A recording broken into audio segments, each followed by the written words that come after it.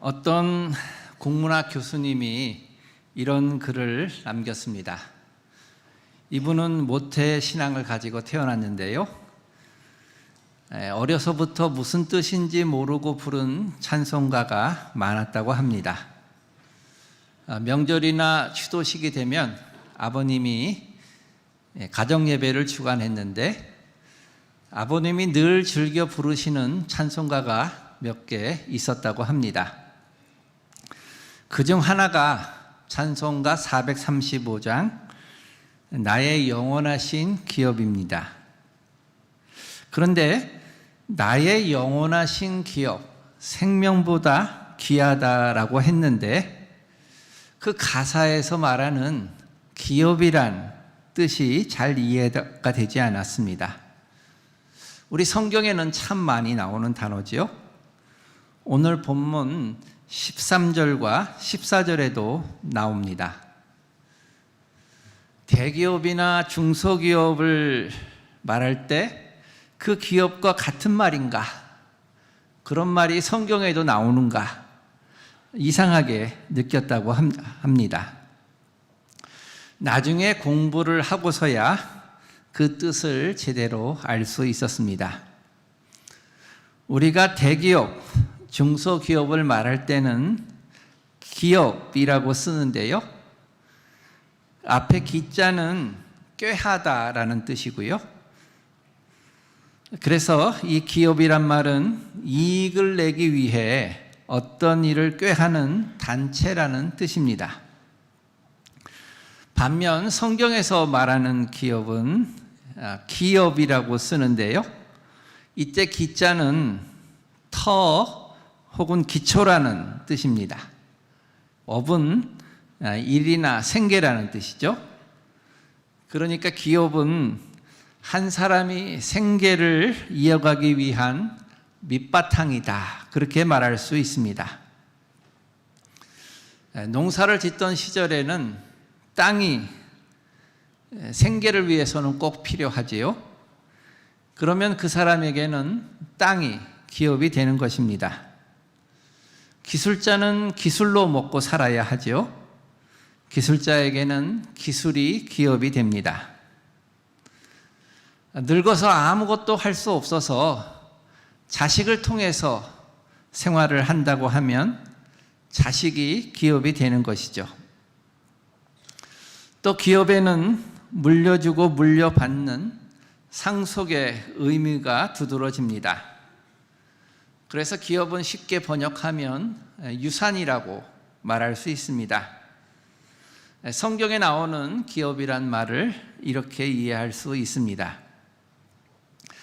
하나님은 아브라함에게 가나안 땅을 기업으로 주시겠다고 약속하셨지요.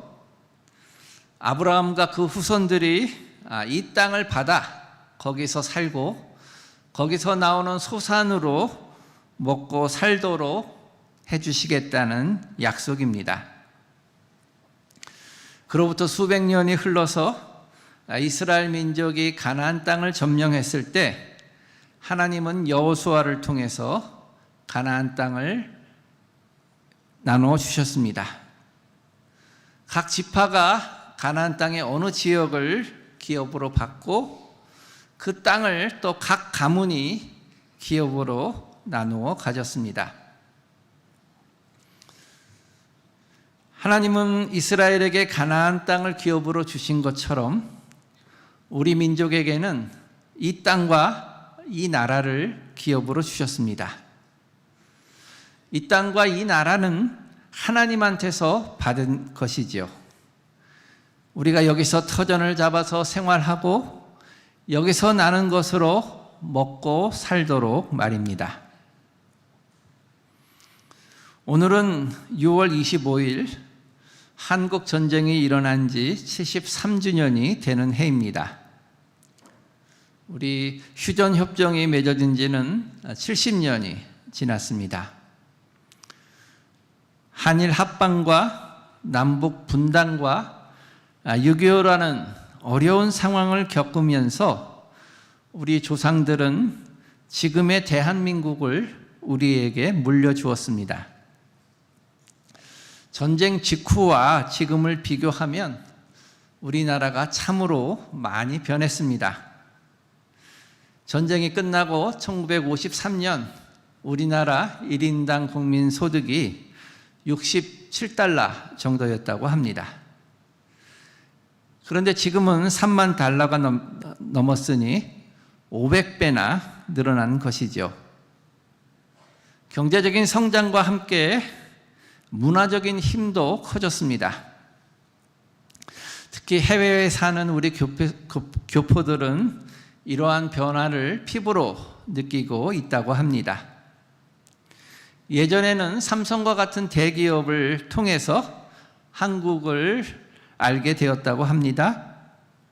그런데 요즘은 드라마다, K-팝이다 이런 것 때문에 세계 곳곳에서 한국어를 배우려고 하는 열풍이 일어난다고 합니다. 드라마를 보고 노래 가사를 이해하고 또 노래를 따라 부르려고 한국어를 배우다 보니까 한국 음식도 알게 되고 한국 문화도 알게 되고 한국을 동경하는 사람도 많다고 하지요. 청년들 가운데는 한국을 직접 방문하고 싶어서 한 푼, 두 푼 돈을 모아서 오는 경우도 있다고 합니다. 그런데 지금은 우리나라 안팎으로 많은 어려움을 겪고 있습니다. 인구가 점점 감소해서 이러다간 대한민국이 없어지는 것이 아니냐 하는 예측도 합니다. 미국과 중국이 서로 이렇게 대립을 하면서 우리나라가 정말 어떻게 살아남아야 하나 그런 고민을 갖게 됩니다. 우리에겐 이러한 어려움을 잘 극복하고 후손들에게 자랑스러운 나라를 물려줘야 할 책임이 있습니다.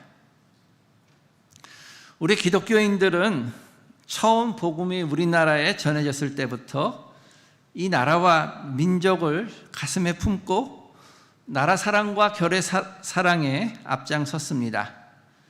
교회가 민족을 계몽하고 민족의 독립을 위해서 싸웠습니다. 그런데 지금은 그렇지 않은 것 같습니다. 어느덧 한국교회가 국민의 신뢰를 잃고 이 나라와 이 민족을 위해 제대로 길을 제시하지 못하고 있습니다. 오늘 우리 에스겔서 47장의 말씀을 통해서 우리가 다시금 하나님의 새로운 역사를 바라볼 수 있으면 좋겠습니다. 에스겔이 활동하던 시기도 나라와 민족이 매우 어렵고 힘든 시기였습니다. 나라는 망하고 성전이 파괴되고 백성들은 멀리 바벨론 땅으로 포로로 잡혀갔습니다. 에스겔은 자기 이렇게 된 일이 백성들의 죄악과 잘못이라고 낱낱이 지적합니다. 그런데 36장부터는 나라와 민족이 새롭게 회복될 것이라는 소망을 전해줍니다. 포로 생활을 하던 백성들이 다시 고향으로 돌아가 성전을 세우고 예배를 회복할 것이라고 알려집니다. 오늘 읽은 47장은 이런 새로운 역사가 어떻게 일어나는지를 보여줍니다. 1절에 보면 우리 에스겔이 성전 문으로 갔는데 문지방 밑에서 물이 솟아나오고 있습니다. 여러분 한번 마음속으로 그 장면을 떠올려 보면 좋겠습니다. 성전 문지방 밑에서 물이 솟아나오릅니다. 그 물이 동쪽으로 흘러가고 있습니다. 이제 에스겔은 그 성전 밖을 나가서 그 동문 근처로 갑니다.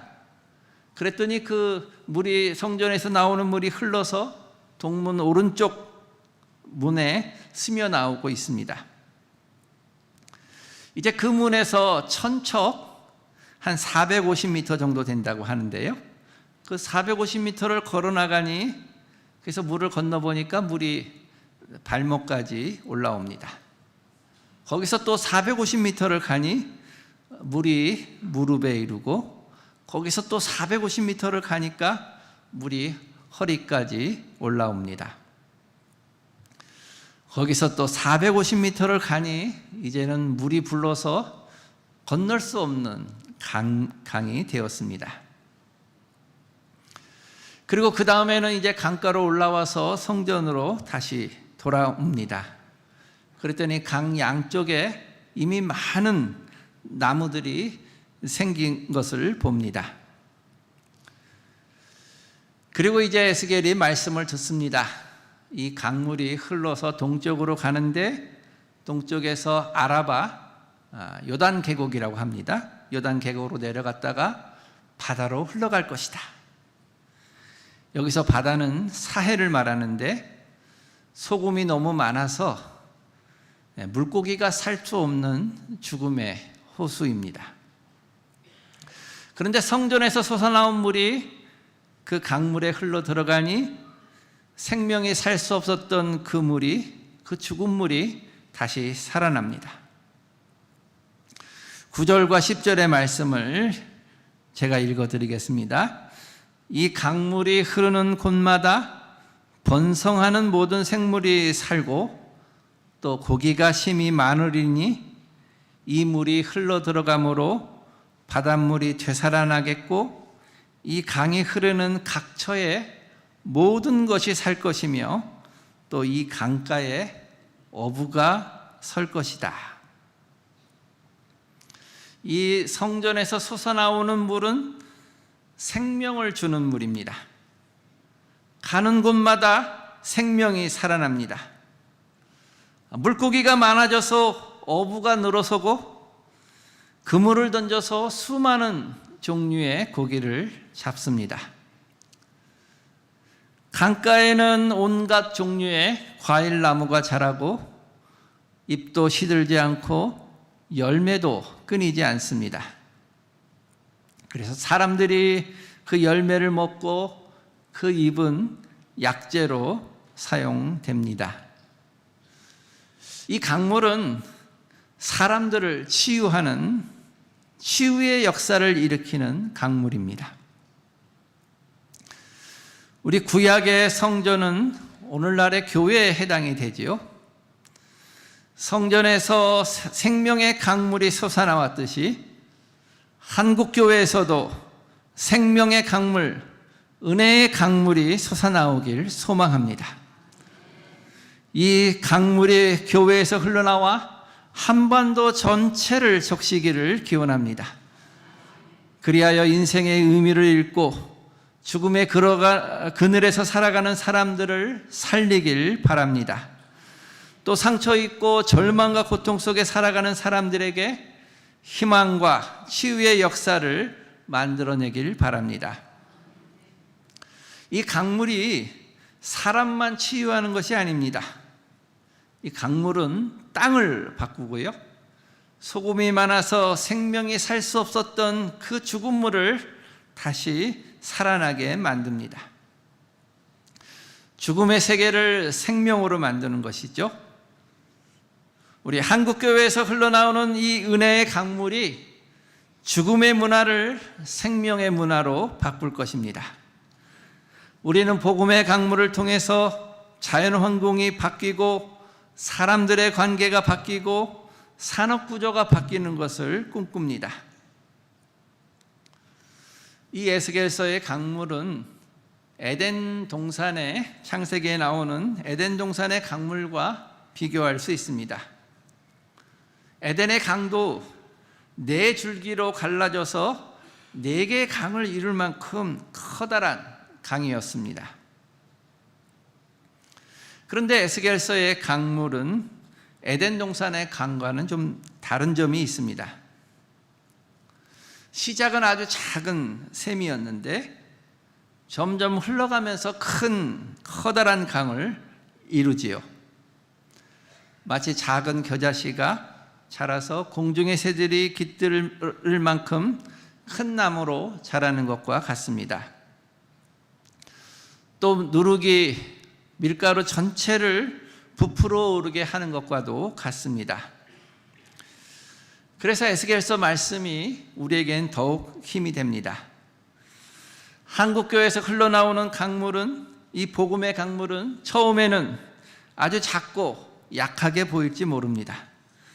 그런데 그 강물이 퍼져갈수록, 그 강물이 흘러갈수록 커다란 강물을 이뤄낼 것입니다. 또 하나 주목해 볼 부분은 동쪽이라는 단어입니다. 오늘 본문을 보면 성전은 동쪽을 향해 있다. 또 문지방 밑에서 솟아나온 물이 동쪽으로 흘러간다.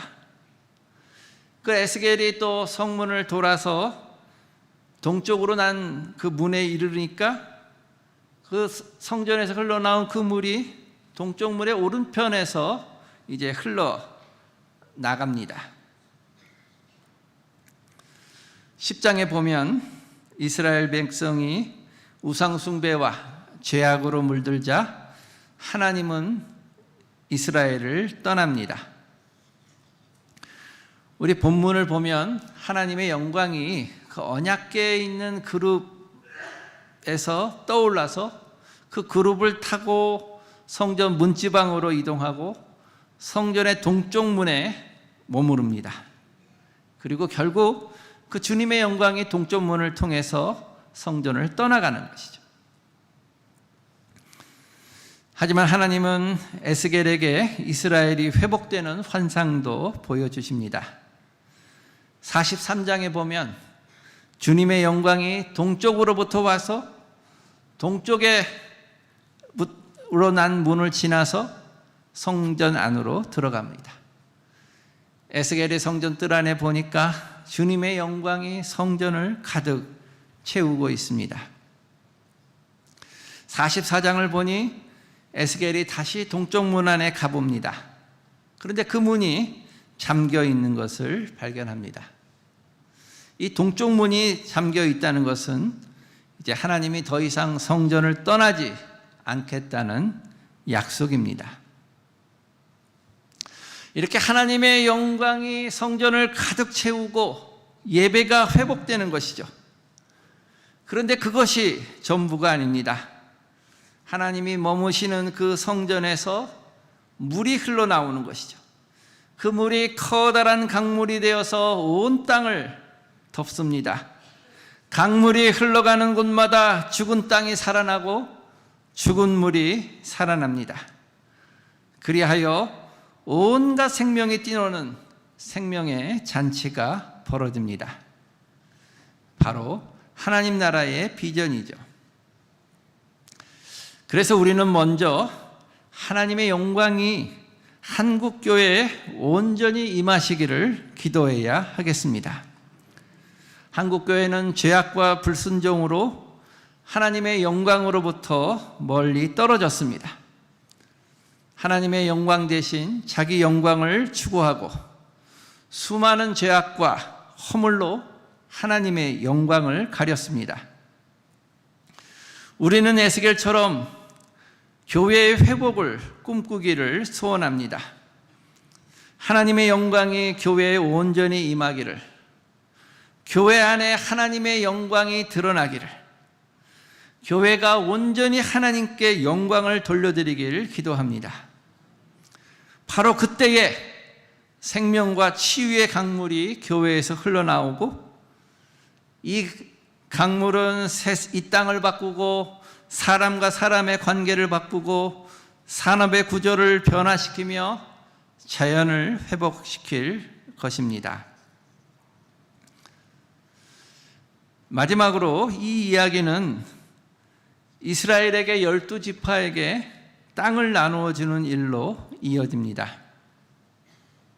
우리가 잘 알듯이 이집트에서 탈출해서 가나안 땅을 정복한 다음에 12지파 각각이 땅을 기업으로 받았습니다. 그런데 이제 에스겔이 하나님 말씀을 전할 때는 나라도 망하고 성전도 무너지고 땅도 다른 민족에게 다 뺏겨서 멀리 바빌론에 포로로 끌려왔을 때입니다.